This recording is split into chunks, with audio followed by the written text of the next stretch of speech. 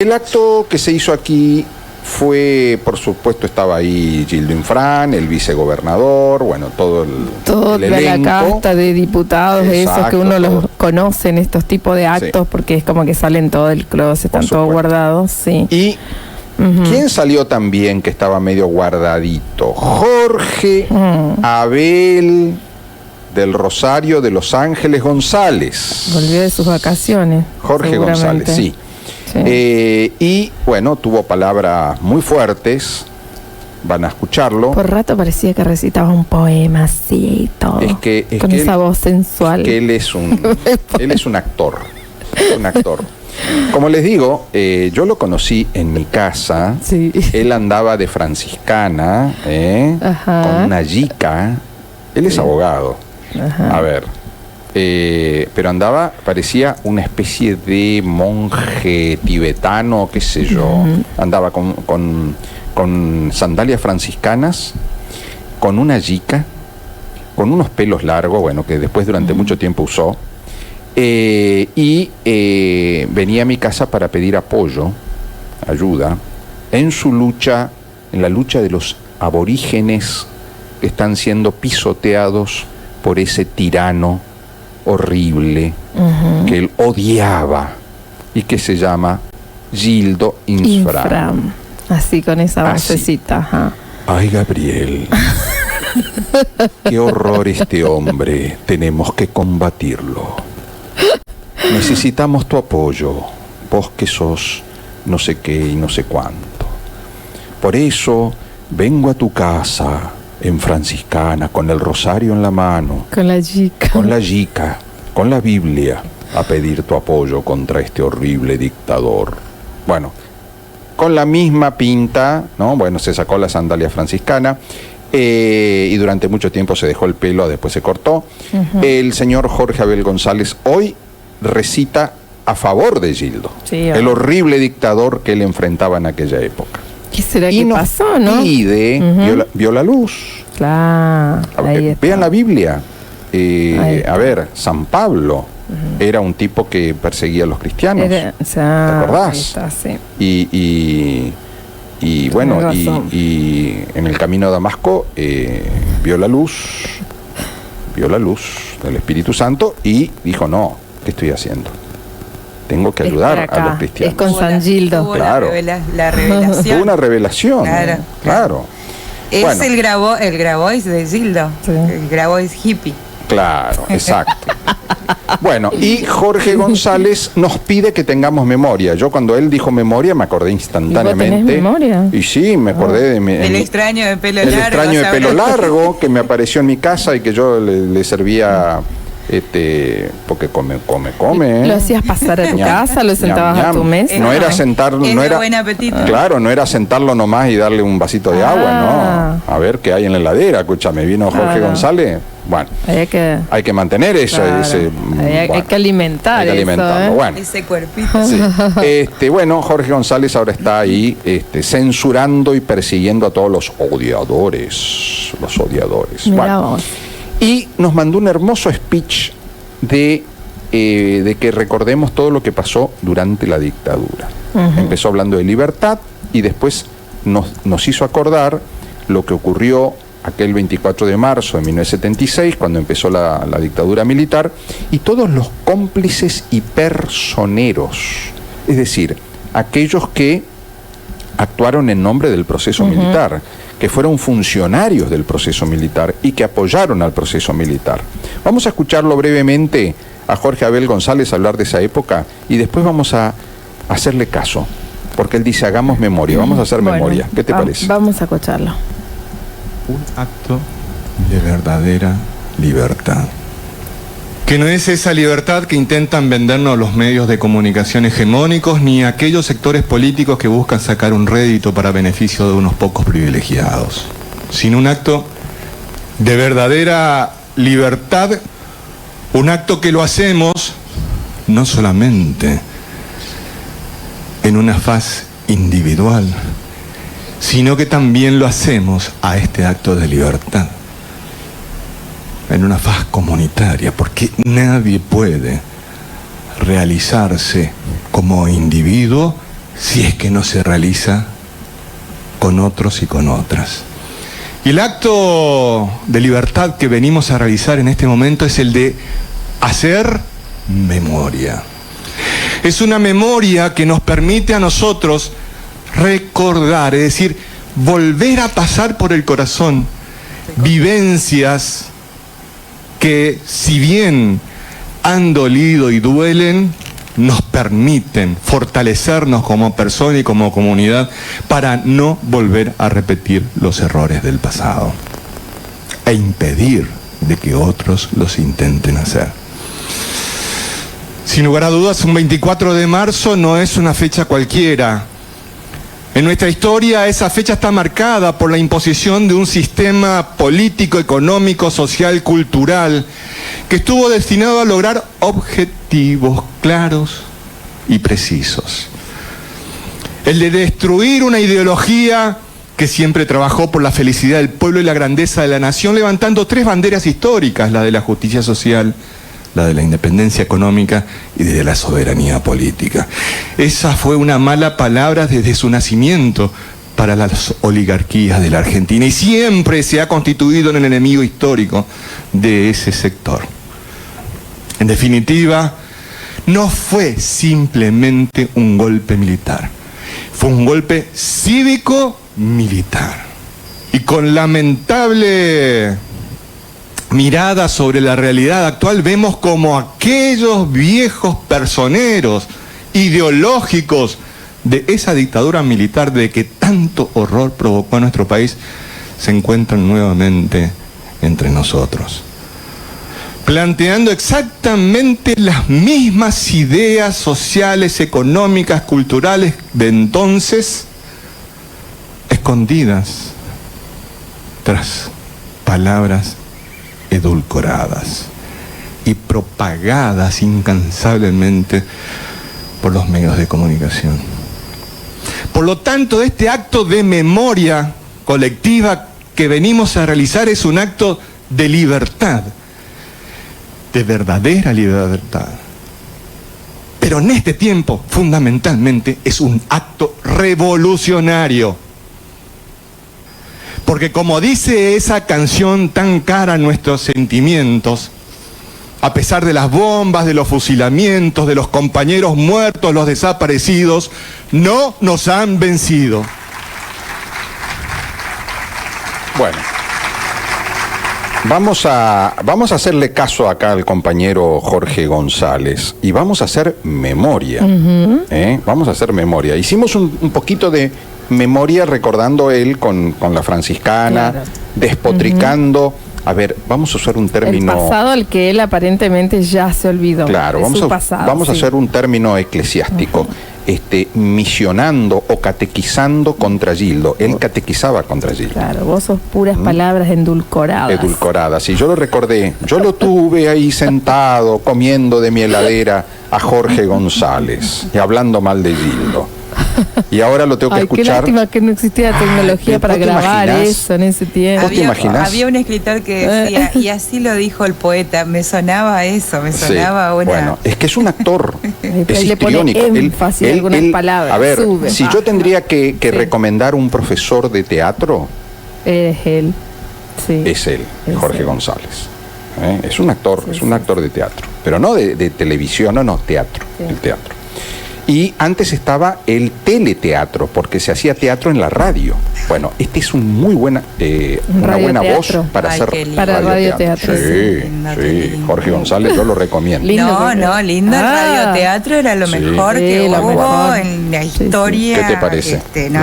La gente sintonizaba, tantos exitazos que hubo en radioteatro. Bueno, pero volviendo a Jorge González, nos pide que hagamos un ejercicio de memoria. Ajá. Dice... Hay que recordar los personeros del régimen militar, aquellos que colaboraron, porque como bien dice él, no fue un gobierno militar, fue un gobierno cívico-militar, es decir, hubo civiles y hubo militares. Vamos a recordar 3 nombres de ese gobierno cívico-militar. Y como él dice, esos viejos personeros están entre nosotros. Sí, entre ustedes, le diría... porque hay tres personeros. Por casa, ¿cómo andamos? Tres personeros que tuvieron una lucida, una importante, digamos, función de gobierno en la época del gobernador Juan Carlos Colombo, recordemos, gobernador de Formosa durante el proceso militar, lo que se llamaba el proceso de reconstrucción nacional. Bueno, gente que en esa época era joven, hoy ya pasaron unos cuantos años, pero vamos a recordar tres que el gobierno de Gildo los ha puesto en altos cargos. Jorge Ibáñez, se me mezclaron los Jorge. Jorge Ibáñez. Él es de la época de la dictadura. Jorge Oscar Ibáñez. Sí. Ministro muchas veces de Gildo Infran y diputado provincial. Jorge Oscar Ibáñez. ¿Sabés qué era Jorge Ibáñez en la época del gobierno militar? ¿Qué era? Fue asesor y fue juez del gobierno militar. Mirá vos. Sí. Fue Qué asesor. Buena memoria tenés, ¿eh? ¿O son puras palabras? No. Yo, ¿sabés qué tengo? Es que estoy leyendo la presentación que hizo el 24 de noviembre del 2009 ante la Junta Electoral del Partido Justicialista Distrito Formosa.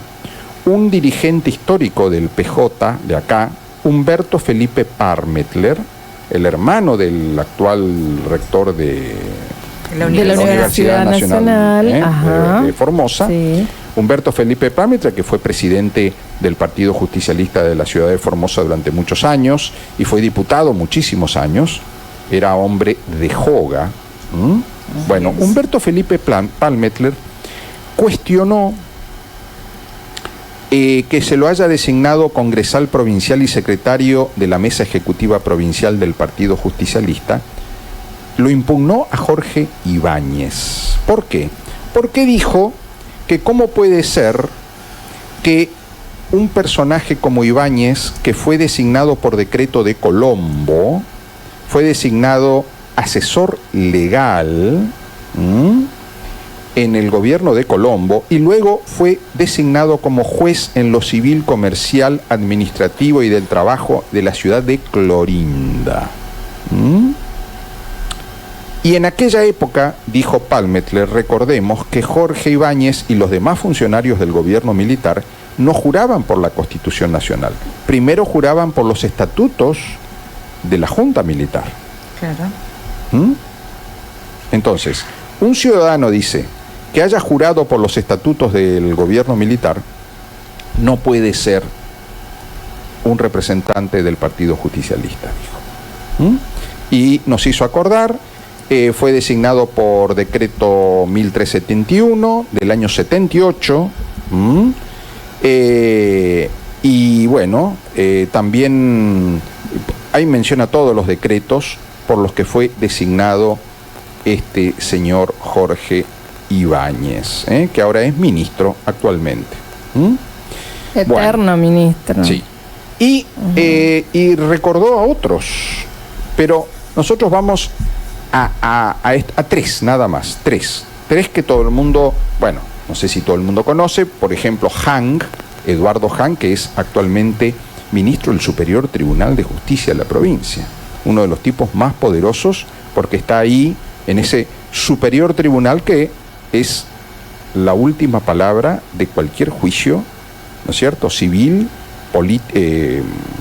penal, comercial, de menores, de cualquier cosa. Si es un problema de familia, si es un problema comercial, si es un problema civil, si es un problema penal, la última palabra la tiene el superior tribunal, como su nombre lo indica, el más alto tribunal. Bueno, ahí está sentado Eduardo Manuel Hang, ministro del Superior Tribunal. ¿Sabes que fue Hang en la época del gobierno de Colombo? ¿Qué fue? Fue fiscal de Estado. Nada más y nada menos que fiscal de Estado. A ver, para que la gente lo ubique el cargo, es el cargo que actualmente ejerce la Mari Zavala de Copes, que la vemos por todos lados, esa señora muy rubia, muy vistosa. Bueno, ese cargo lo ejerció el señor Eduardo Manuel Hans, que tenemos una foto donde aparece muy jovencito, jurando sobre un libro que no es la Biblia, parece los estatutos del gobierno militar. ¿Y quién le toma el juramento? El gobernador coronel Juan Carlos Colombo. Así que fue en noviembre del año 76, recordemos, el golpe fue el 24 de marzo, en noviembre ya asumió como fiscal de Estado, y después, cuando se crearon las cámaras de apelación, hasta ese momento no había, Colombo lo designó juez de cámara, y ahí arranca la carrera judicial de Eduardo Manuel Hahn, 40 años en la justicia, y bueno, 1980 él asume como juez de cámara, puesto por el gobierno militar, y siguió, después vino la democracia, él siguió siendo juez, hasta que lo promovieron a ministro del Superior Tribunal. Así que Eduardo Manuel Hahn, actualmente, hubo otros que fallecieron, por ejemplo, Carlos Ontiveros, que fue procurador general, es decir, el jefe de los fiscales, y que fue asesor letrado del Poder Ejecutivo en la época del gobierno de Colombo. Era el subrogante de un famoso funcionario que le llamaban el capitán Granadina, porque era abogado y capitán Domínguez Linares, famoso, andaba de uniforme y con unas granadas, colgando granadas, y así aparecía. Era el terror, porque si aparecía Domínguez Linares te podía hacer meter preso, te echaban de tu trabajo. Bueno, ¿quién subrogaba cuando Domínguez Linares andaba con su granada y su uniforme dando vuelta por ahí? Carlos Ontiveros. Así que Carlos Ontiveros, que es papá de una fiscal actual del régimen gildista, los cargos van sucediendo en la misma familia, fue el más alto cargo de la fiscalía del gobierno de Gildo, lo ocupó ese señor Carlos Ontiveros, que a su vez fue subrogante de este señor, el capitán Granadina. Y si vamos a otro cargo importante de un señor que fue ministro de Economía muchos años y ahora es también juez del Superior Tribunal de Justicia, vamos a referirnos a Cabrera, Ricardo Alberto Cabrera. Ricardo Alberto Cabrera también fue funcionario del gobierno militar. Mirá vos, te voy a contar. Empieza la historia de Cabrera el 29 de noviembre del 76, la historia dentro del gobierno militar, que Colombo crea por decreto 2002-94 una comisión de estudio para, ¿sabés qué?, para privatizar la empresa textil Formosa. Escuchá.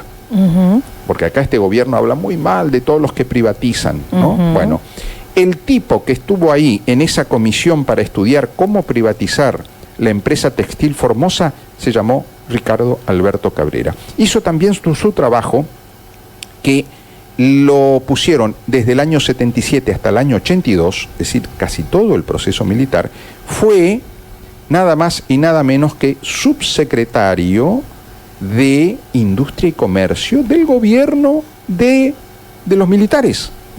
Fue subsecretario de Industria y Comercio desde el año 77 hasta el año 82. Mirá qué personero del régimen militar. Bueno, González dijo que hagas memoria, pero no hacemos tanto, memoria. No le debe estar gustando. Te menciono 4.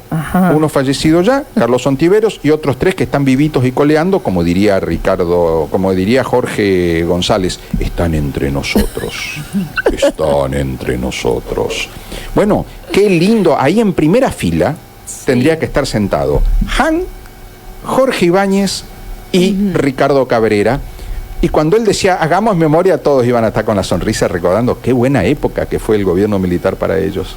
Buenísima. Así que le hicimos caso al señor Jorge González. Por supuesto que todos los mencionados, excepto Ontiveros, que ya no está con nosotros, tienen derecho a réplica. Si quieren llamar y decir, no, Hernández, no, nosotros no fuimos funcionarios del gobierno de Colombo, llámenos, señor Ricardo Alberto Cabrera, Jorge Oscar Ibáñez y o Eduardo Manuel Hahn, digan su verdad. Yo tengo acá todas las fechas, los decretos, todo, así que podemos hacer historia, si quieren. Pero supongo que no van a llamar, porque lo que decimos es absolutamente cierto. Bien, hecho este pequeño raconto histórico para recordar quiénes fueron y quiénes no fueron, seguimos sin censura. Y tengo algunos mensajes. Dale. Bueno, dice González, de ser crítico del gobierno y a pasar ser defensor del ministro, tuvo sus beneficios, como así también toda su familia, con cargos como diputados, Lizzy González, su hermana, su sobrino Rodrigo Vera, y además yerba, nambrena, como él dice. Así que Lizzy González es la hermana de Jorge, ¿no? No sabía. Es lo que eso. Dice este mensaje. No sabía. Bueno. No sé quién es. Y Rodrigo Vera no es Rodrigo Vera, diputado, ¿es sobrino de él también? ¿Es sobrino? Sí. Mira vos. Lizzy González, su hermana, dice. Su sobrino Rodrigo Vera. Rodrigo Vera es el sobrino de Jorge González, Rodrigo, y la hermana Lizzy. Mira vos. Sería según este mensaje de según texto. El mensaje, bueno. Sí, eso enseguida se confirma. Los oyentes enseguida te dicen sí, no. Sí. Bien, eso es un dato dado por un oyente. Seguimos. Nambrena, como dice él. No dice él. Buen día. Te faltó que también estuvo el tema del casino, el señor Cabrera, dice. Bueno, tírenos datos porque yo esa no sabía del casino. Papacitos, ¿no? Y debe ser de Cabrera, sí, eso no sé a quién se refiere, ahora nos va. Claro, estábamos hablando del gobierno militar. Sí, estábamos hablando de eso. Del gobierno militar.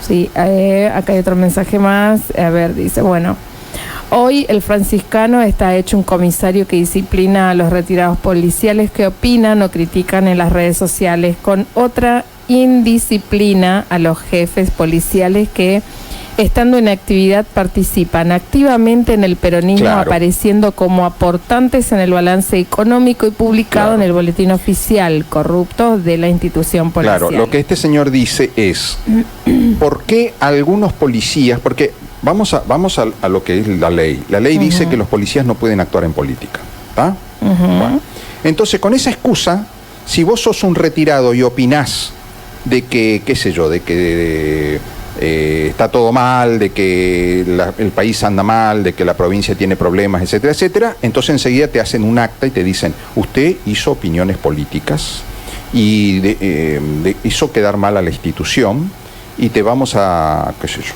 a sancionar con arresto, o te echamos de la policía, ¿tá? Hasta siendo un retirado te echan de la policía. Mirá lo que te estoy diciendo. Te sacan el estado policial. Bueno.